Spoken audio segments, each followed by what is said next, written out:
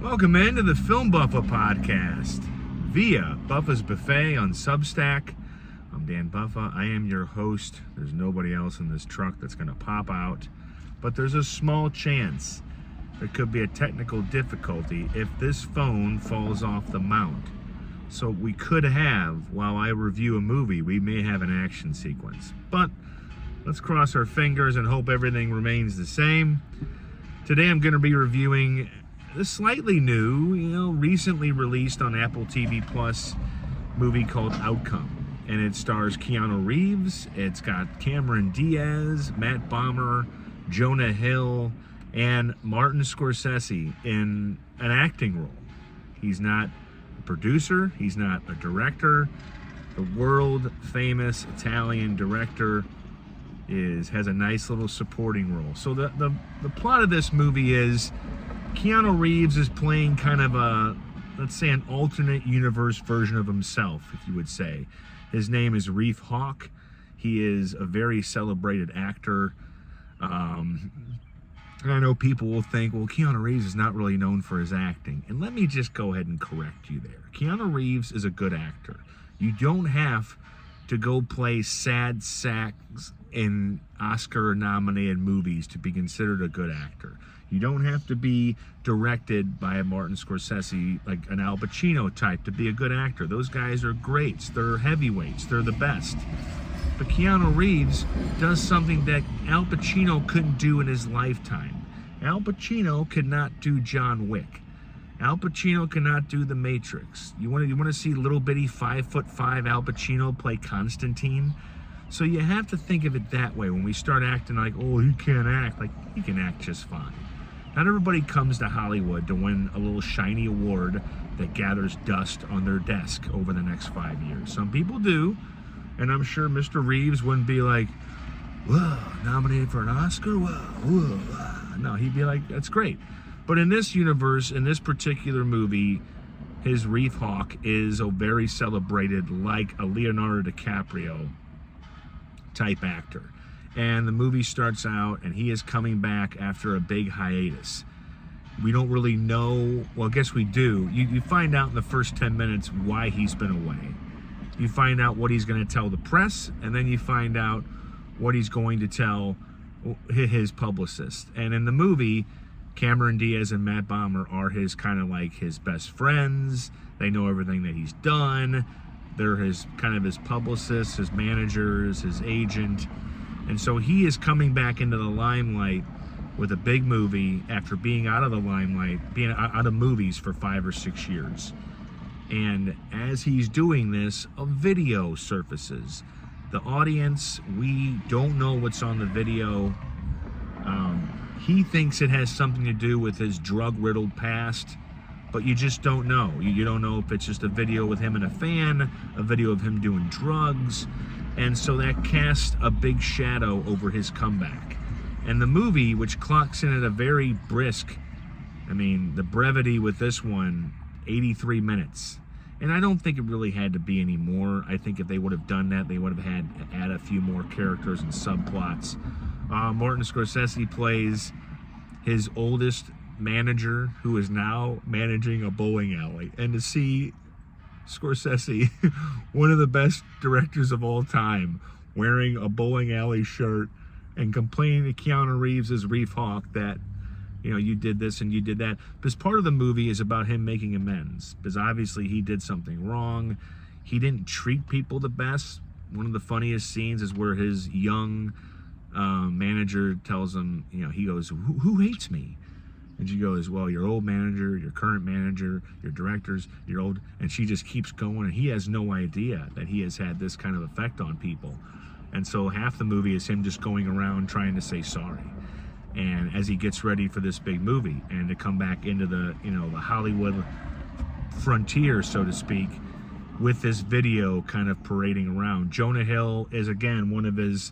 I think Jonah Hill is more like his manager, his agent, while Diaz and Bomer are kind of like the people that just kind of handle him, put out fires. So the three of them kind of do it. Jonah Hill does look a little bizarre in this movie. He shaved his head. He's got a gray beard that's very groomed. And he co-wrote and directed it. And look, I'll be honest, the movie can be really bizarre. There is a scene where Keanu Reeves' character is in a bathroom with Jonah Hill as he's trying to go to the bathroom. He says, "Come in here with me, I want to talk to you." And, both actors buy into it, but it's still kind of, you have to get used to it. And the second half of the movie, and especially the end, and maybe it's just the fact that they used a great John Prine and Kurt Weill song called "How Lucky Can One Man Be?" When you put a good song at the end of a movie, man, sometimes it could just turn it. It can go from here to being like a pretty good movie. It just happens that way because the song kind of makes sense with the plot. Because I think a lot of times actors in Hollywood, and Keanu Reeves knows all about this. He may not be the most celebrated actor, but he has also been at the forefront of two very big genre-defining franchises in The Matrix and John Wick. So he knows about pressure. He knows about all that. I know about bugs. You ever just trying to sit out in your truck on your lunch and just do a podcast, and bugs are like, "Hey, maybe I'm a mosquito. Maybe I'm going to suck a pint of your blood out and leave your skin all itchy because I'm a dickhead." Yeah, this podcast is brought to you by the destruction of all mosquitoes. I love you, dragonflies. Do the good work. But yes, the movie has a lot of bizarre moments, and it's very Hollywood-esque. The Jonah Hill's screenplay is it's zippity. I mean, it has a lot of Hollywood talk. But I do think that the acting grounds it. All the actors buy in. Keanu gets to do stuff that he doesn't really get to do. Part of the reason that people will say he's not this big celebrated actor is because he doesn't get these kind of roles where he plays this jaded all-star actor who has to kind of make amends with his past in order to build a runway for his future. And he does that, and what the video is, obviously you'll have to watch it to figure it out. I'm not even going to tease it, but it is kind of like the whole movie. You're wondering, what is it? Is it just going to upend his comeback? Is it going to just torpedo everything? And again, the movie moves quick. By the time you're 35, 40 minutes, you're thinking, okay, it's got about 40 minutes left. And again, it's one of those movies, it's a 3 out of 4. If you were going to say, Dan, let's give it a star rating or a grade, it'd be a B. And there's nothing wrong with a B. Whenever you tell people that, well, I gave it a B, they go, "Oh, only a B?" I'm like, yeah, what do you want me to do? Give everything an A? It was breathtaking, spectacular, compelling, and rich. It'll change your life. No, it won't. But it's not a bad hour and 23 minutes. And I do think that it gives Keanu Reeves probably one of his better roles. Yes, Neo and John Wick and John Constantine are always going to be top tier. And let's not forget about The Lake House, okay? And let's not forget about Speed. And even the little doctor he played in Something's Gotta Give, where he got to be Jack Nicholson's doctor. And, he's a guy who I think kind of needed this kind of role to kind of climb into his own persona and to get into this guy who, because you can think that this movie can be like how he came into John Wick. Because when he had Wick in 2014, when he had John Wick come out, Keanu Reeves had kind of been off the map for a while. He hadn't really had a hit in a while. He needed it. The career had kind of been starting to dry out a little bit. And so now, thankfully, the guy's like one of the greatest human beings in Hollywood. So he wasn't going to have any kind of past trauma come out and mess with it. But he kind of knows what it's like to live in Reeve Hawk's shoes. So I think it was a good role for him. And I think it's always good. I haven't always been a fan of Cameron Diaz. I think sometimes, I don't know, there's some people that come on screen and you're like, okay, she's okay. Like, I thought she was great in Night and Day with Tom Cruise. I thought she was great in that. She was great in The Mask. She was great in Bad Teacher. But there's other ones like the Charlie's Angels movies and other ones where you're like, you could sub in another actress for her. And then she took a big break and she came back with that Jamie Foxx movie. And now she's doing this, so apparently she's still working.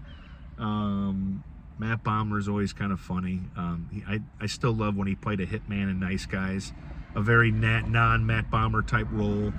But my biggest kick out of this movie is Martin Scorsese having an acting role and getting to kind of really do it and having some really good scenes with Keanu Reeves. Because in that case, Keanu Reeves is the actor. You know, he's the veteran actor, while Scorsese's kind of like just a supporting player. Here's a legendary director stepping out of his usual shoes in order to be an actor. So the movie is bizarre. It's weird. It's not great. But I do think that the acting and the ending and, yes, the use of a great song.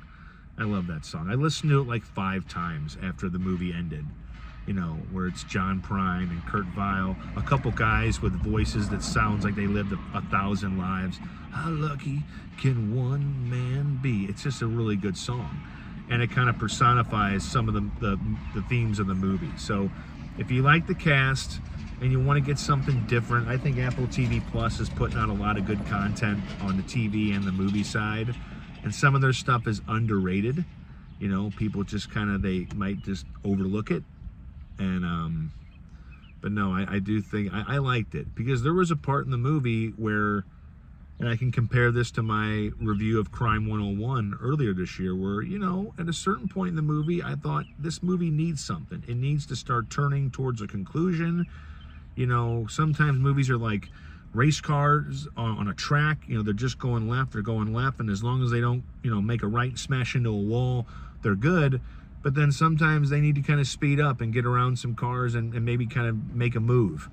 And this one kind of had a good little thing in the third act that I thought that it resonated with me, is I've always been fascinated by the movie business and the people that populate it. The people that work in these movies are real, and they create make-believe, but they are real people. And I've always wanted to know, a guy like DiCaprio, a guy like Reeves, or, you know, Julia Roberts. I mean, when you go through your life and you have your normal life, and you have to make sure that's got a tarp over it when you're trying to make a movie, because people are going to go under that tarp and go, oh, she did this? What the heck? We're not going to watch this movie.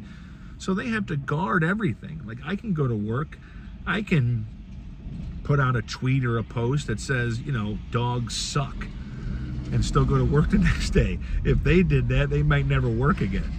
But so I've always liked that dynamic. But yeah, Outcome is the name of the movie. It is on Apple TV Plus. So again, buy a month, binge everything, and then delete it if you don't want it. And you can also watch the John Hamm Show, Your Friends and Neighbors, which is wrapping up its 2nd season. There's a great Tom Holland movie called Cherry, where he plays a war medic who kind of goes through some trauma and becomes a drug-using bank robber. It's a very non-Tom Holland type role.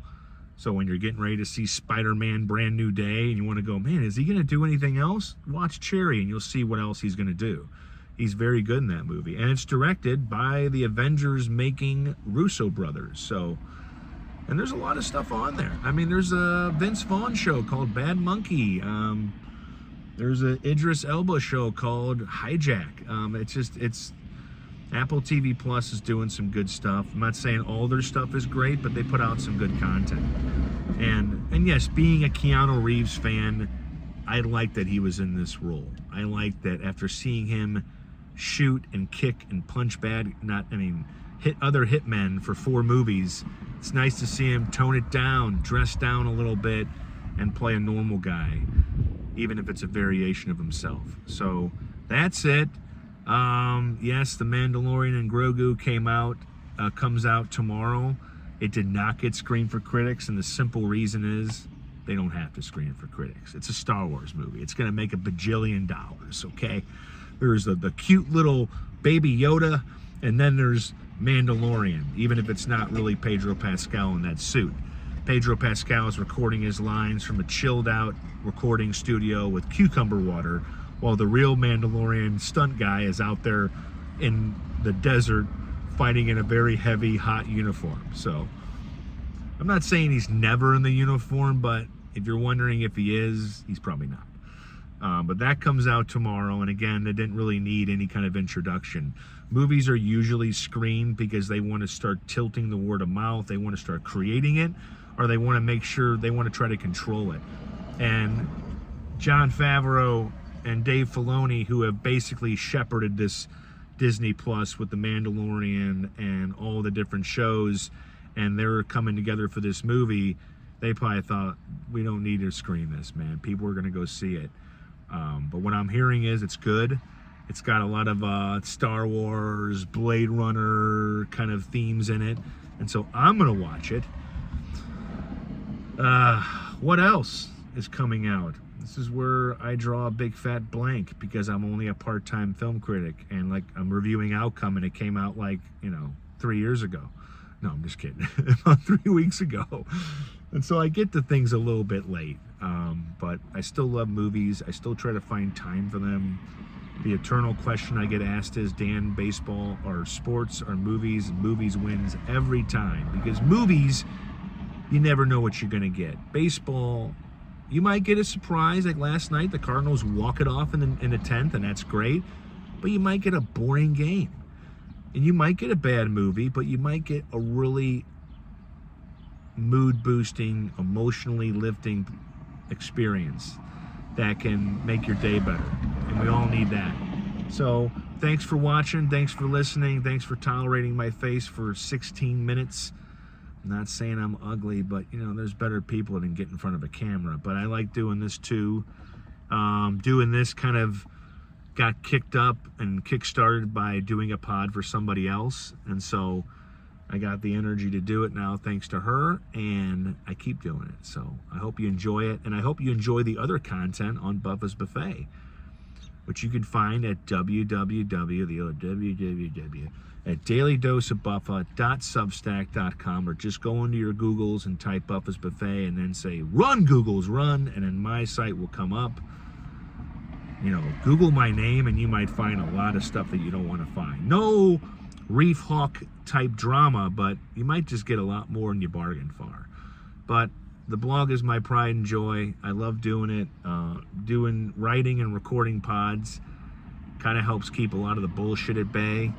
Kind of empowers me a little bit, makes me feel important, makes me feel useful. So, and if you know me, I like to be useful to people. I don't want to be a guy where they go, oh, Dan's here. Ugh.